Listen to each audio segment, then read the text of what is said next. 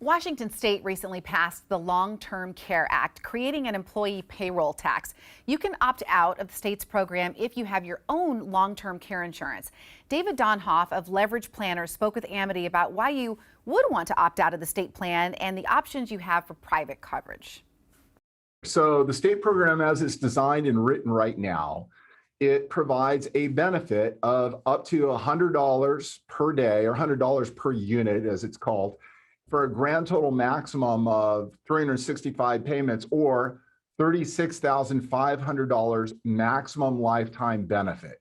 Now, understand that $100 a day, that's only going to cover so much. In today's pricing, long-term care, nursing home care can easily be $300 to $500 a day. And with premium creep, with medical cost creep, it could be substantially more than that. And there is not currently anything written into the law for an inflation basis on how much the benefits can be. So what do you do then if you want a plan that maybe covers more? Because I can imagine that might not be enough coverage. The state program has actually forced people to begin to think about. In reality, there's something around the range of about 70% probability that any two-person household, one of them, if not both, is going to need some kind of critical care, long-term care, chronic care at some point in their lifetime. The best programs in the private industry, the private insurance world, are paying anywhere from $200 to $500 or more per day. That can ultimately, the important thing here is that can protect the surviving spouse.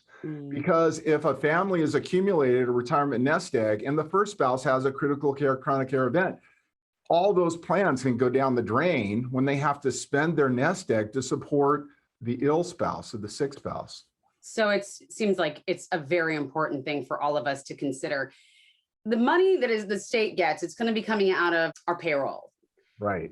What if you want to opt out? Is it possible if you find another plan?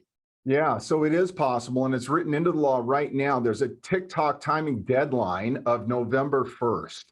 So in order to get permanently exempt and opted out from the state system, you have to have a private policy in place, a private qualified long-term care policy in place, no later than November 1st. And after you attest to the state that you do have coverage in place, the state reserves the right to double check on you to verify that you actually have that coverage until December 31st of 2022. So we're talking about 14 months after November 1st. So what you're talking about are two different ways of looking at long-term care. Is what you're referring to asset-based long-term care? And if you could explain that to us. There's two paths or two families of long-term care insurance. The oldest type is called traditional long-term care, and that is almost identical to your regular medical health insurance. It's got all the copays and deductibles and network restrictions, all the things that everybody hates. But regular insurance, like you have privately or through your employer, that only covers you typically for 60 to 90 days. And if you have an illness or an injury that has you in the hospital longer, it ends up being out of pocket after that initial period. Traditional long-term care is the same policy, except it doesn't pay off for the first 90 days. It picks up the ball when your regular health insurance runs out after the 60 to 90 days. So you're good to go in that fashion. But it's a use it or lose it premium, which means you have to pay to have in place. Every year you stay healthy, that's money out of the pocket you never get back. Asset-based long-term care, generally speaking, has no cost, charges, or fees charged to you. You make a deposit to an insurance company, and that insurance company then makes a guarantee of a multiplier of your deposit. So if you put in, to use a very, very simple number, if you put $100,000 of your retirement nest egg in, they guarantee you somewhere between $200,000 and $300,000 of long-term care budget expenses that they'll pay for you. But if you change your mind and you cancel the policy, in most cases, you can walk away with all of your deposit dollars, no cost, charges, or reductions. Now that you've explained that, say you got private long-term care insurance and then you opted out. Now, is the state going to come back and demand that you pay up?